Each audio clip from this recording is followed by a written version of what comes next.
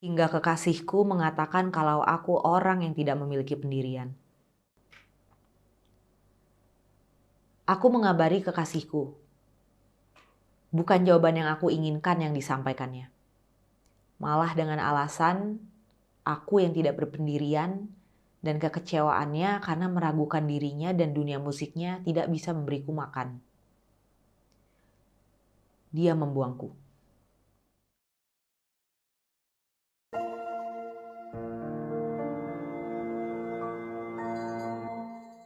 Halo teman-teman, kembali lagi di podcast Rindu Ibu bareng aku Anissa Sadino yang akan bacain cerita-cerita kamu. Seperti biasa, curhatan-curhatan kamu soal ibu kamu, entah itu bad experience atau bad story sampai yang beautiful dan story yang mengharukan akan aku bacain di sini. Caranya tuh gampang. Kamu tinggal kirim cerita kamu by email ke email kita di sini. Nah, nanti akan kita lihat satu-satu, terus kita bacain satu-satu semua curhatan kamu. Khususnya buat kamu yang gak bisa lepas cerita soal kamu dan ibu kamu dulu. Ya mau sekarang juga gak apa-apa, pokoknya kita bacain. Oke, email pertama, ini aku udah dapat dari, ini ternyata tidak ada namanya teman-teman. Gak apa-apa, tapi kita bacain aja ya. Let's go. Dear teman-teman Doa Ibu Media, hari ini saya ingin bercerita tentang ibuku. Entah bagaimanapun jalannya, perempuan pasti akan jadi ibu. Seperti aku sekarang. Selayaknya ibu, ibuku selalu mencoba melindungi aku. Aku sangat tidak menyukai itu. Ibu selalu mengatakan meski ada bapak, ibu selalu berusaha mencukupi kebutuhanku sendiri. Lantas, kenapa aku tidak boleh hidup sesuai dengan jalan yang aku pilih? Aku ingin sekali menjadi seorang pelukis. Hidup dari hasil goresan kuas di selembar kain kanvas adalah hal yang aku inginkan. Sebagai seorang yang selalu bekerja dengan uang, ibu sama sekali tidak mengizinkanku untuk terjun di sana. Bahkan, ibu menyatakan menyesal sudah menyekolahkanku hingga jenjang kuliah. Bukan salah ibuku sebenarnya, tetapi mata kita selalu akan terbuka bila banyak melihat dan belajar terhadap banyak hal. Masih banyak yang belum aku pelajari, dan masih banyak hal yang harus aku pelajari. Demi membuat karya yang sebagus mungkin, yang memuaskan diri kita, banyak yang harus kita korbankan. Dan aku mengorbankan ibuku, juga diriku sendiri. Aku kuliah di jurusan ekonomi, sama seperti ibuku, agar kelak lapangan pekerjaanku semakin luas. Di jurusan ekonomi, semua hal selalu dilihat sebagai angka, kurva, dan data. Bahkan nilai manusia diukur secara matematis dan tidak lebih dari hitungan angka. Di mata kekasihku, semua dimuntahkannya. Dan di tangannya, aku belajar apa itu seni. Mulailah aku ikut masuk dalam dunianya. Kekasihku bermusik dan pelan-pelan aku mulai melukis. Pelan-pelan aku juga merasakan nikmatnya asmara. Kehidupanku dengan kekasihku makin tidak memiliki batas dan berkesenian menjadi pilihanku. Kuliahku menjadi bukan prioritas lagi. Meski kecil, kekasihku sering manggung dan kami bisa bertahan hidup. Kata-kata ibuku semakin menggangguku dan meminta untuk segera menyelesaikan kuliah dan melarangku untuk berhubungan lagi dengan kekasihku. Ayahku yang kalah secara finansial di keluarga pun tidak memiliki sikap. Siapa lagi yang bisa menenangkanku selain kekasihku? Akhirnya aku memutuskan untuk tidak menyewa kos dan hidup bersama kekasihku. Lambat laun kondisi kami makin seperti pasangan suami istri dan kadang aku harus sabar mengurusi kekasihku yang pulang dalam kondisi mabuk sambil marah-marah. Tak jelas apa alasannya. Berbulan-bulan kami hidup bersama, tapi rasanya hubungan kami semakin jauh. Kuliah yang sudah aku tinggalkan beberapa semester, mulai aku pegang kembali. Entah apa yang membuat aku mulai mengerjakan kuliah lagi, membaca buku-bukunya lagi hingga malam, hingga kekasihku mengatakan kalau aku orang yang tidak memiliki pendirian. Penolakannya terhadap sekembalinya aku dengan kuliahku ditunjukkannya dengan pulang mabuk sambil membawa seorang perempuan di dalam kamar kami. Mereka tidur sangat dekat, dan sekali lagi dia menyuruhku untuk meniduri buku-buku ekonomi saja dan jangan meniduri dia lagi. Wow, ini jahat banget sih, cuma nanti dulu komentarnya. Aku menangis sambil membawa pakaianku pergi. Aku minggat dari sana. Dia sama sekali tidak tahu kalau di dalam kandunganku terdapat anaknya yang harus dinafkahi. Di tempat sahabat perempuanku, aku ditampung dan diurusnya. Bahkan semua kebutuhanku terpenuhi tidak seperti saat bersamanya. Aku mengabari kekasihku. Bukan jawaban yang aku inginkan yang disampaikannya. Malah dengan alasan aku yang tidak berpendirian dan kekecewaannya karena meragukan dirinya dan dunia musiknya tidak bisa memberiku makan. Dia membuangku. Tidak ada tempat pulang selain rumah, dan rumah itu adalah ibuku. Hampir 1 tahun aku mengembara, aku pun tidak pernah menanyakan kabar.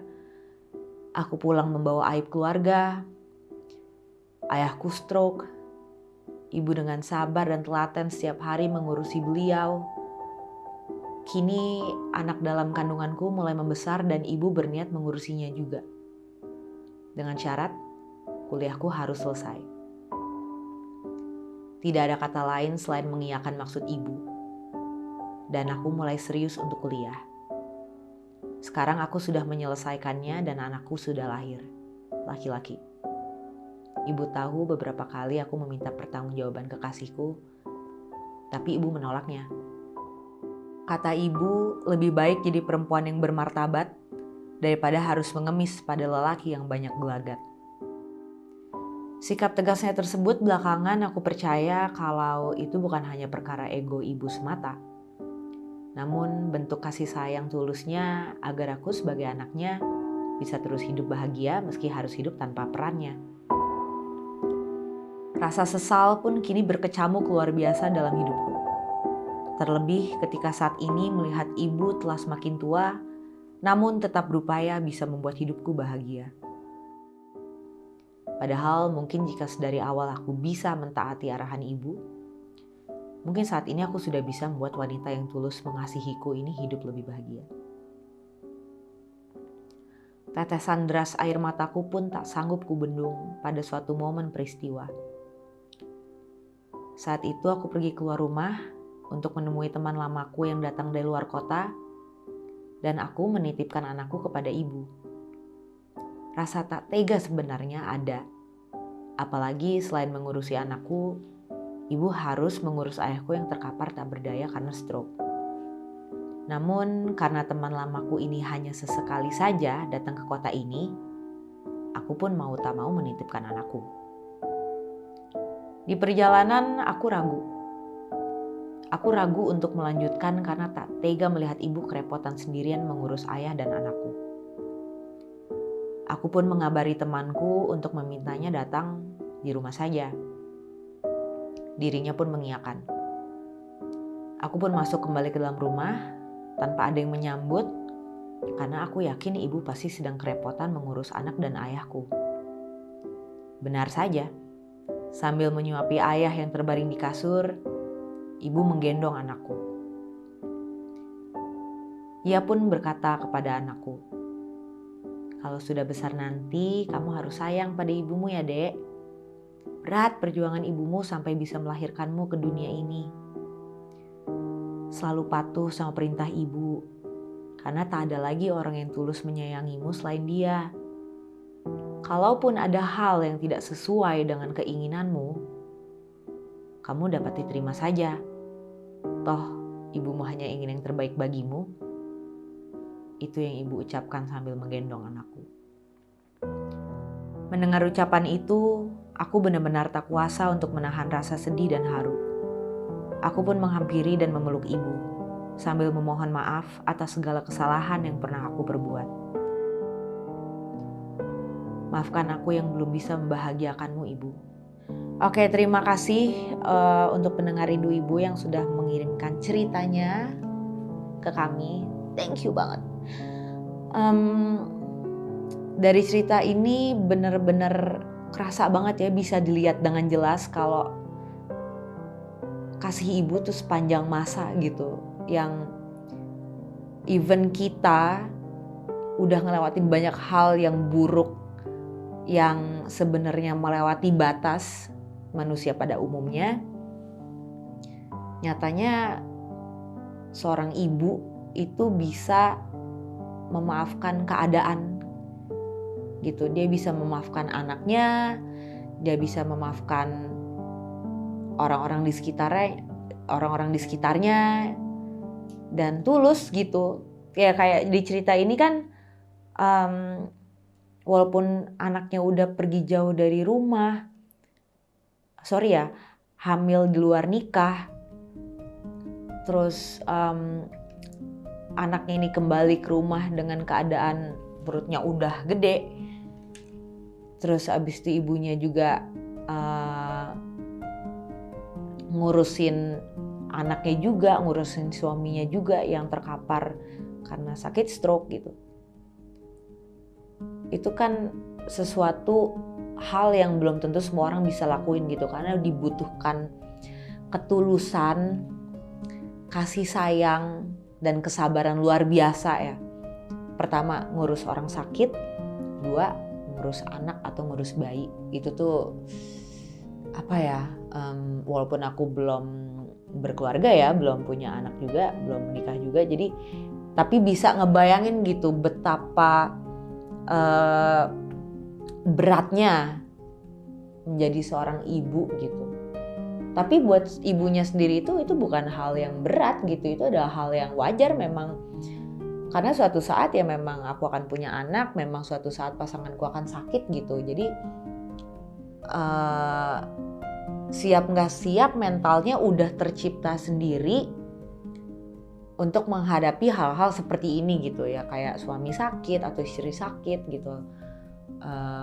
Anak bayi yang belum bisa bicara dan kita belum tahu maunya apa gitu. Inilah bukti kalau kasih sayang ibu tuh sepanjang masa gitu. Apapun yang kamu lakuin, ibu pasti memaafkan dan ibu pasti membantu.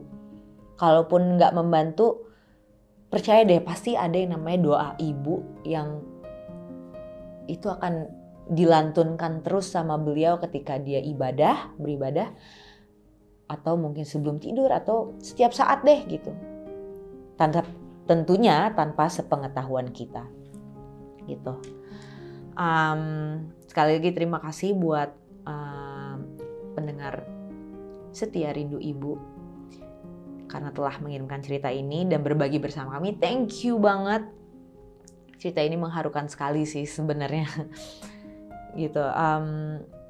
Buat kamu teman-teman yang pengen ceritanya juga dibacain sama aku di podcast Rindu Ibu ini, silakan kirim cerita kamu by email ke sini.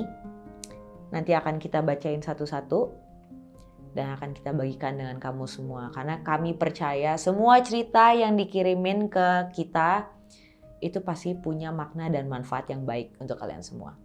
Sekali lagi terima kasih karena telah mendengarkan podcast Rindu Ibu. Sampai bertemu di podcast selanjutnya. Saya Anissa Sadino pamit mundur. Sampai ketemu.